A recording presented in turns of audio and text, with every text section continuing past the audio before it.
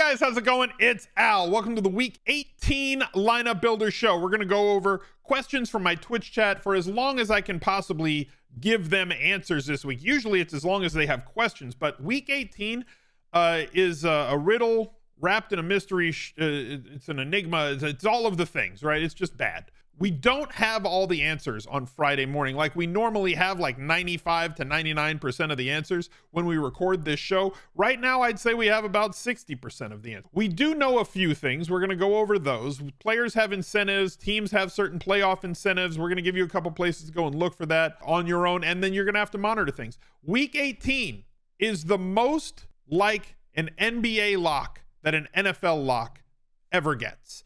I'll take questions on the Saturday slate. We'll take questions on the Sunday slate. I'll give you everything that I know as of right now, but we have to remain nimble. The best way to do that is to join our community Discord at smizzle.tv/Discord. If you're a channel member, like right down there, there's a join button on the screen. If you're watching on an Apple iPhone right now, you don't have the join button because, you know, YouTube app, everything else. Go to smizzle.tv/join. It's $5 a month. You get access to all the VIP rooms in Discord.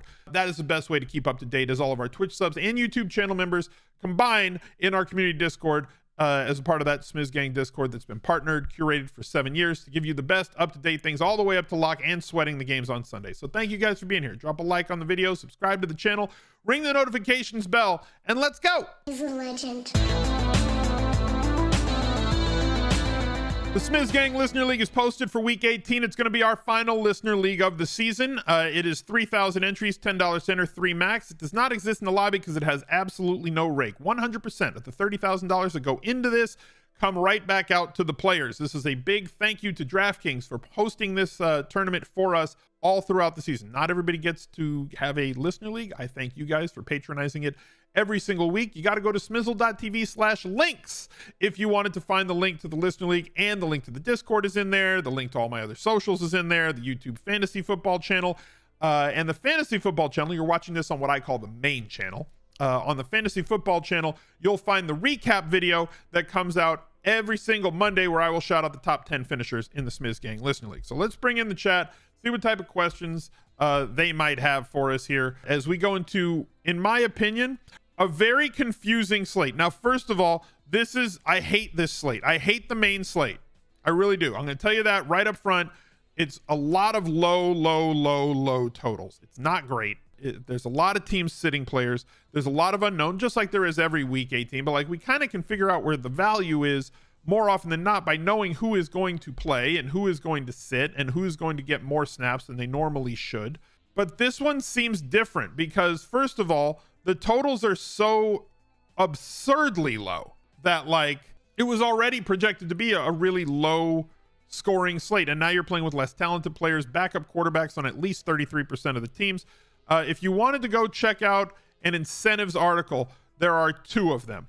One that we highlighted, I believe, on the top stacks video over on establishtheRun.com. If you haven't established the run subscription, go and check it out. It's the Levitan Week 18 playoff motivation. Adam Levitan and formerly his hair were on this article. He goes over all the different things. I believe this is a paywalled article. So if you wanted to get a 10% discount to establish a run, go to smizzle.tv/ETR and you get all of their content, NBA, PGA, DFS, whatever you sign up for if you're a first-time subscriber to the site. If you don't have that sub, go over to the underdognetwork.com to their football article. Very easy to find. Their playoff primer to go over who needs playing time, who's got playoff incentives, and they've got some guys that have some contractual incentives as well that you can look at to see if you can find an edge there. So go check out both of those if you wanted to. When will I like a slate again? I've liked a lot of slates. The ones I don't like. So here were the slates that I didn't like. There was that 2-week period where the pricing was so stupid restrictive that it sucked, right? And we knew ahead of time that it was going to suck, and it did suck, and then they changed it. This slate, I've been saying before all of this nonsense that it was kind of a bad slate because there was not all that much to attack. There's not a lot of meat on the bone. Like Buccaneers, Falcons, 40. Patriots, Bills, 42. The Bills have a total of 42 expected points in this game. Ravens game, 42. Lions Packers moved off the slate to Sunday night. That is the highest total at 49. 38 is the Texans and Colts. 38.5 is Jets and Dolphins. 40 is Saints and Panthers. Just a lot of low scoring games. Like, we want to attack to high scoring totaled games because Vegas is good at what they do. And quarterback scoring is directly tied to efficiency. Efficiency is tied to touchdowns. Touchdowns lead to scoring. So with less scoring, you have less quarterback scores. Lower quarterback scores lead to lower wide receiver scores. This is going to be a very, very weird week. And every single touchdown is going to be so very important. So if we get like those vulture touchdowns, the this helps no one touchdowns, that's really going to hurt this weekend. Saturday question: is there a debate between Mahomes and Stidham due to price? Thoughts? I think that yes, I agree that pricing on Saturday is a little bit tighter. So what you're talking about is it's hard to get to something like this if you play Mahomes, right? I showed this on the first look video. If you've not watched the first look video, I built a lineup around Mahomes and Kelsey, and it's difficult to get to this sort of a lineup.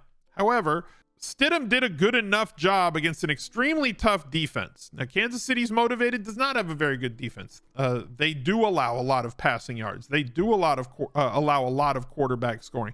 You can tell by this big green 29 next to his name. The Chiefs, if we look at their game logs, 190 passing yards, 200 passing yards. They've been better recently, but it's against Denver and Houston. Like, 279 against Cincinnati. The Rams played like a running back at quarterback that week. 250, 249, 343, 318. Like, quarterbacks can get after them, and they do allow touchdowns defensively. But they force teams into these passing situations. So you're going to get volume out of Stidham at the very least. We have seen that he does have talent with his legs, so you're going to have a couple of points on the ground if he doesn't score a touchdown. Somewhere between 2 and 5 fantasy points, 20 to 50 yards rushing would be his believable range IMO. So going with somebody like Stidham allows you could get to Henry. You might even be able to get to Adams, by playing a super cheap defense. 4,200 remaining for all of these spots. You could definitely get there if you eschew him and go for something like Jacobs in that spot. Triple stack against Kansas City with this Kansas City stack. 4,500 opens up a little bit more. There's just not a lot of running backs. You can get into this because it's a 2 games. So there's ways to go if you open up with Stidham to get more of the high price guys outside of it. And as long as Mahomes doesn't run away with the slate, scoring like 38 fantasy points and no other quarterback is like over 25 or over 22, it really gives you that opportunity. The other side of the coin, if you wanted to avoid the quarterback there, is like, honestly, it's this. Trevor Lawrence got that Q by his name, but like, we know that Tennessee is a pass funnel, and we know that Trevor Lawrence is in a must-win situation. Both teams are in that game. They're both going to be going after it. Tennessee does not allow you to run the ball very effectively or efficiently, and teams do tend to try and throw the ball against them, as they have been very much a pass funnel this season. 274 Houston, who cares, throw that out. 291, 368 against Jacksonville, 386 against Philadelphia, 266, 248, 422. They've allowed massive games through the air against talented opponents, and I believe that Trevor Lawrence is #good and can throw the football and has plenty of guys to throw the football to. So that would kind of be, you think you can play Mahomes, Henry, and Kelsey? I mean, isn't that the lineup I built in first look? I think that's exactly the lineup I built in first look, was Mahomes, Henry, Kelsey. I don't remember. I know I was playing around with that. I definitely stacked Mahomes and Kelsey because I wanted to prove that it could be done.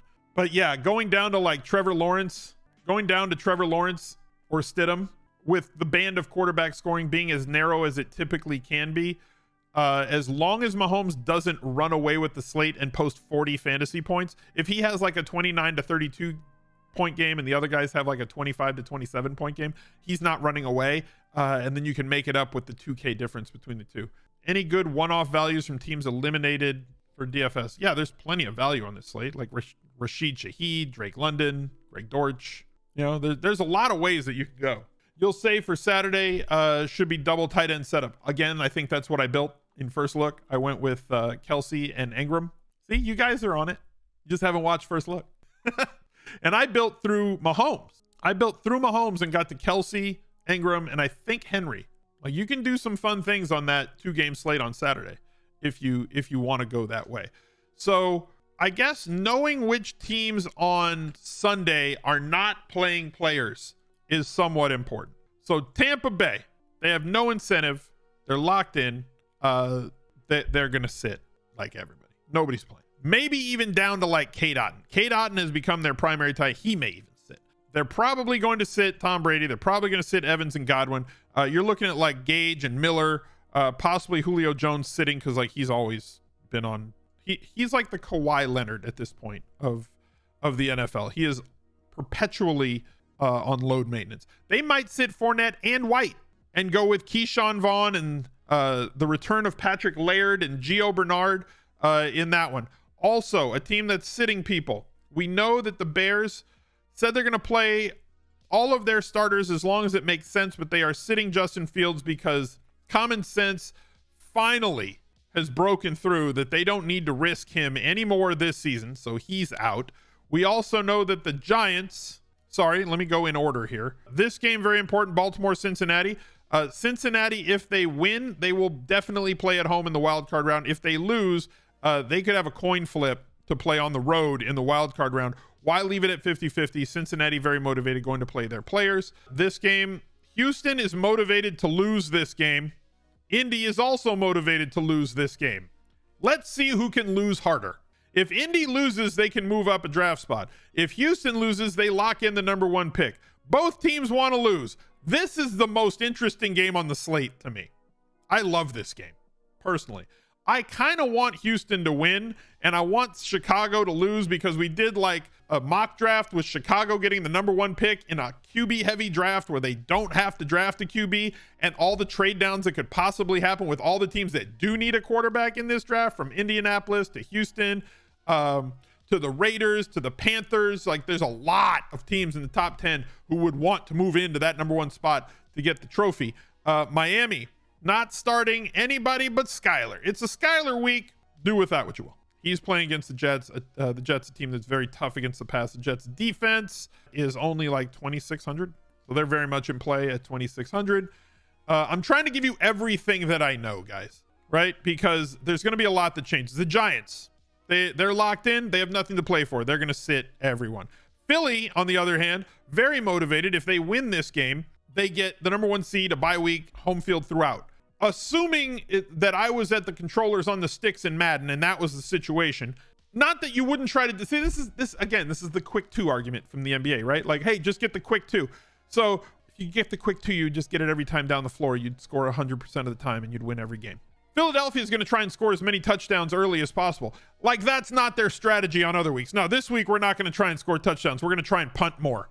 Like, that's always the strategy. But like, now they're going to be playing against a lot of backups. Like, Philly ideally wants to have 30 points at the end of the first half. They want to press. They want to get their points early and get off the field. If they're up 30 at halftime, they will very realistically rest their starters sometime in the second half and try to mitigate injury and give them as much time off the field as possible. But to do that, they have to actually score the touchdowns. And there is no way that the players on the New York Giants who are on the field are going to take plays off because nobody wants to put bad tape out there. So they're still going to be playing against professional players who are trying to earn their next contract, but they have to really, really execute in the first half. The better they do in the first half, the less their players have to play, their key players have to play later in this game. So that is their ideal goal, is to score a ton of points early. If they do, San Francisco and Dallas, if Philly loses, San Francisco wins, they would become the 1 seed. If Philly loses, San Francisco loses, Dallas would become the number 1 seed. So Dallas and San Francisco are going to be scoreboard watching in Philadelphia. So at halftime, if Philadelphia is throttling the Giants 33-3, 30-0, 28-7, you could see Dallas and San Francisco starting to trickle players off the field in these games. We also got some news on Washington. Tyler Heineke not starting. The legend of Sam Howell is going to take the field. Also, they will be without running back Brian Robinson Jr., which opens up hell if I know at running back for the Commanders. J-Pat, Arma, who knows? Like, we'll figure that out, but like, I don't even know if you have to go this route. Fine in tournaments. I don't think we're going to be playing them in cash games, though, this week, as Dallas is going to be motivated at least through the first half. They will get some volume, but like, will it be useful volume? I have absolutely no idea. Dallas's defense in this game, 3,900. So also extremely restrictive. The Chargers, if Baltimore loses, and they will know by the time their game kicks off, as Baltimore is kicking off early. Usually they line all the teams up on the slate who have anything to do with one another at the same time so that they can't make decisions on how competitive they want to be with knowledge in hand of where they're going to be. But they did it this time. So if Baltimore loses that game, I would fully expect Herbert, Eckler, Allen, Williams to not play, and some defensive players on this team to not play. They'll be active because their actives have to come out an hour and a half before this. Their actives and actives have to come out an hour and a half before this game kicks off. So they're all going to be active, but they might be like active. They'll be active and not even in pads or like emergency only situations. They don't want to play the guys that want to rest for the playoffs, which means that guys like Joshua Palmer at 5,500 steps back into that larger role that he had before these guys came back from injury. Remember this, Josh Palmer? This is who the Josh Palmer is going to be this weekend, assuming that the two guys in front of him sit. Also, you have career backup Chase Daniel. If you want to have some fun, Google Chase Daniel career earnings in the NFL. See how much this man's gotten paid to be a backup quarterback. It's a good job if you can get it. Looks real nice in a baseball hat and holding the clipboard. That's basically his job. He gets paid tens of millions to do it. It's a fantastic job. Would highly recommend. Also, we have one of the best incentive situations possible here with DeAndre Carter, who is slated for free agency, has a very realistic possibility should the Ravens lose and he moves into a 70 snap situation and running routes 50 times in this game, 35 to 50 times in this game, that he can earn $200,000 with like 2 catches, $100,000 for 2 catches, $100,000 for 55 receiving yards, and another $100,000 if he scores 2 touchdowns. 2 of those are extremely attainable. The third one being the 2 touchdowns.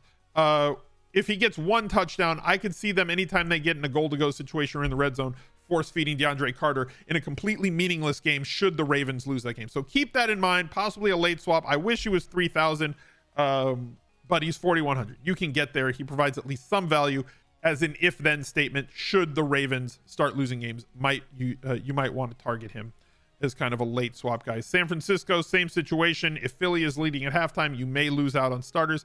Seattle, fully motivated, has to win this game. Geno apparently has a massive like $2 million bonus if they make the playoffs. If they win, they're in. So like I don't think he's going to play any harder for the $2 million than he would if they get in. Like he's going to try and win the game regardless.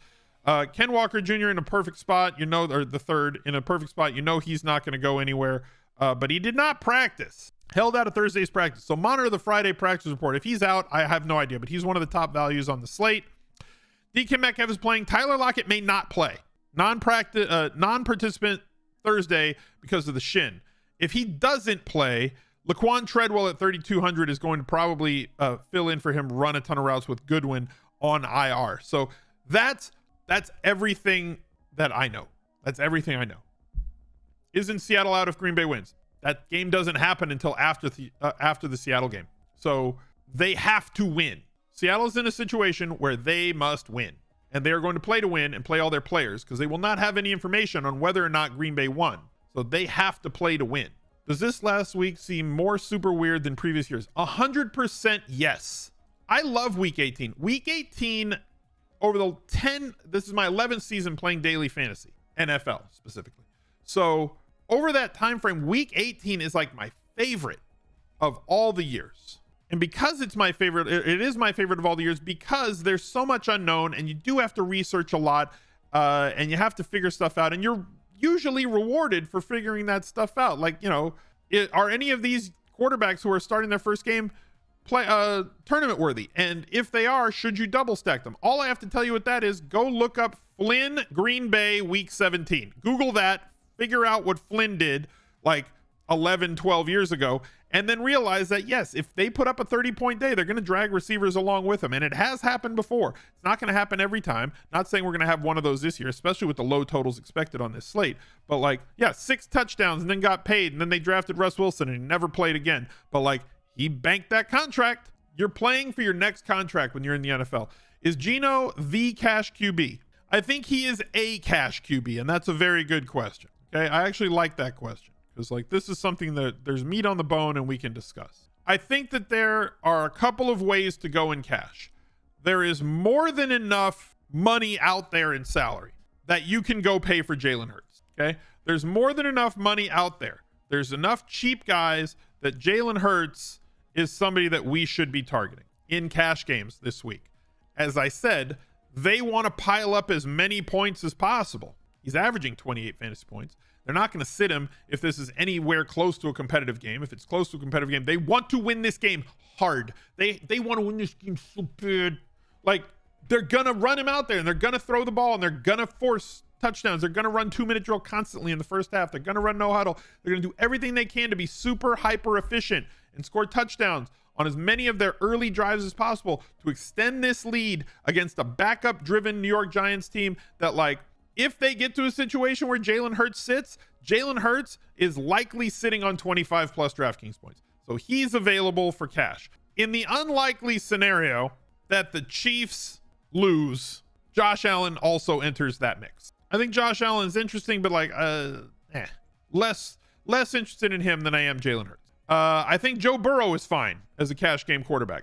They now have to win because of the tiebreaker rules that have been instilled by the NFL because of the canceled game on Monday Night Football against the Bills.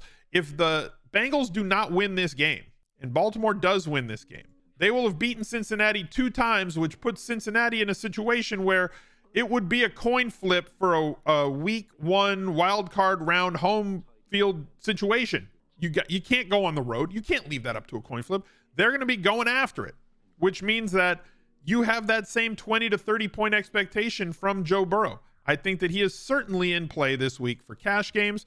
If you wanted to get cheaper, yes, Geno Smith at 6,000 in an extremely meaningful game against the Rams is in play. And that's probably where I'd cut it. Like, I know that Russ Wilson's going to pop, but like, I don't see as much ceiling out of Russ Wilson as these other guys, as well as a much lower floor from Russ Wilson than those other guys. The only fringe would be Kirk Cousins if you believe that they are going to go for the record. And the record meaning this is the big matzo ball this week. Justin Jefferson is 9,100. How many yards away is he from the record? Like 196? Something like that. 194, 196 yards away from the Calvin Johnson single season receiving record because of the egg that was laid against Green Bay in week 17. Like, this could have been a layup, but it wasn't. Green Bay's coaching staff is non-committal right now of whether they are going to push for the record or whether they are going to sit Justin Jefferson and other starters in this game, as they are somewhat locked into their positioning. So, like, this is an unknown. It's very much an unknown. You'll know early. That's all I can say. You'll know, before the first quarter is over, before their first and second drive is over, if they're letting him go for it. But like, it's unknown whether they're going to go for it or not. So there is risk if you're going to play Justin Jefferson.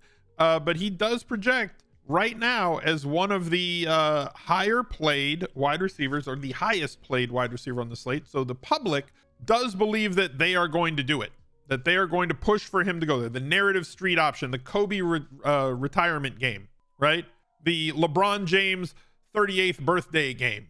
The public is on board with the narrative. Whether or not their coaching staff is, we don't know. D-Tools, thank you very much for the 16 months, even though it's not popping up on the screen. Is Josh Allen sitting with a Kansas City win? Don't know. That's the thing. Unfortunately, every Friday, I try to have as many answers as I possibly can for you. I have some fluency with the slates by the time Friday gets here. I've done all my research. We know everything that's going to happen. Week 18 is always a different monster, but this week 18, as was asked before, does this year seem different than previous years?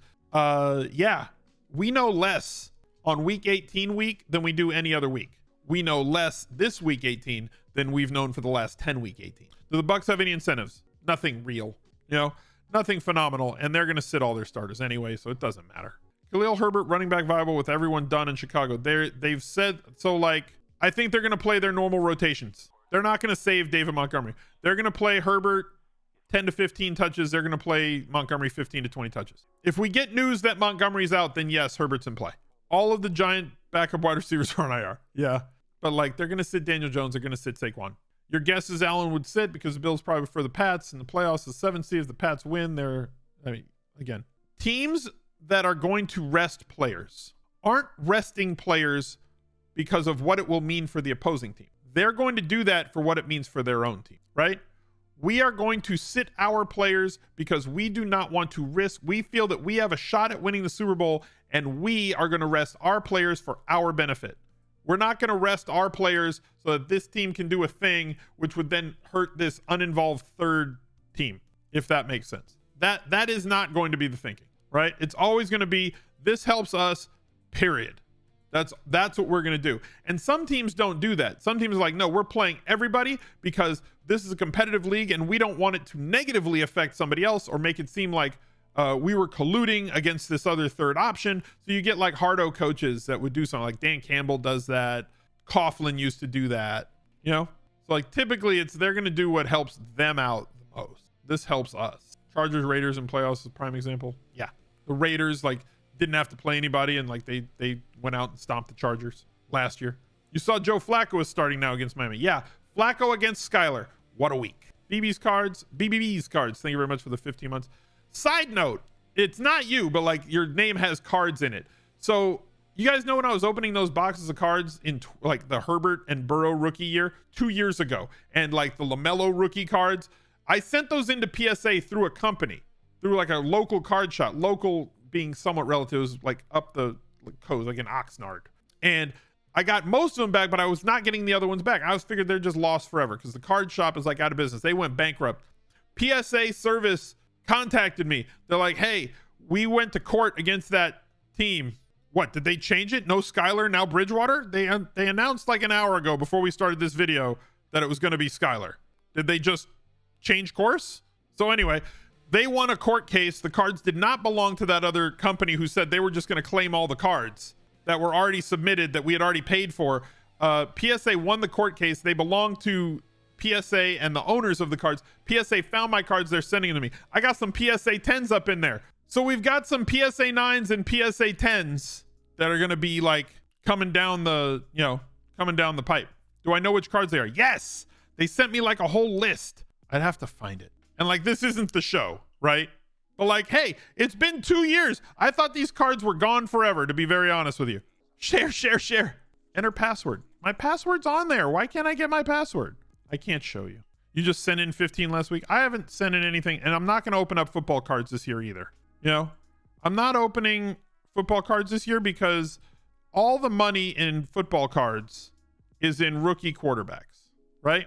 And because all the money is in rookie quarterbacks, you need a good rookie quarterback class. I don't like the rookie quarterbacks. So because I don't like the rookie quarterbacks, there's nothing I can do. Basically, I got like a PSA 10 PJ Washington cracked ice. That one's not worth anything. A couple of Mellos that were PSA 9, a Burrow PSA 10, a Herbert, a Tua PSA 10 from Donruss, Raider rookies. Pretty cool. So I'm pretty happy about that. No football cards, only Rainmakers cards. Yeah, Rainmakers next year could be lit. We'll see. Need some clarity as far as what's going to happen with the burn mechanism. I just want the things. Yeah, I don't want a Malik Willis. I don't want a Kenny Pickett. I don't want any of those. Like, I'm not going to pay $1,000 or $2,000 for a box of cards to chase a defensive end. You know, do I think 2021 National Treasures football will ever sell over the 5K retail price, or are you screwed? I don't know. 2021 so the rookie quarterbacks are in there. That's Justin Fields. That's Trevor Lawrence, right? Yeah. The quarterbacks drive the price. Look at every class that has rookie quarterbacks. So if you have the rookie quarterbacks, they could fall out of those massive boxes. And that's what everybody wants. That's Jamar Chase too. How do I get my Brock Lesnar fix? You got to wait a year. I'll buy boxes next year. When it's this rookie quarterback class. There's like 5 quarterbacks that could go in the first round. 3-4 in the top 10. Is Danny Dimes the best QB from his class? Was that the Kyler year? Were they the same year? I forget. I still think it's Kyler. I'm anxiously awaiting Danny Dimes getting a $200 million extension and people losing their minds, because that's gonna happen. Just make your peace with that contract now. But I think that's all that we can do. I think that's all the information that I can give you on this Sunday slate. Unfortunately, that's the best I can do for you. I will be live Sunday morning, 45 minutes before kickoff. We'll know a whole lot more about the slate at that point. I wish you all the best this weekend. Definitely go join the Listener League and follow us in the Discord. Go to smizzle.tv/links and look out for another video right there. He's a legend.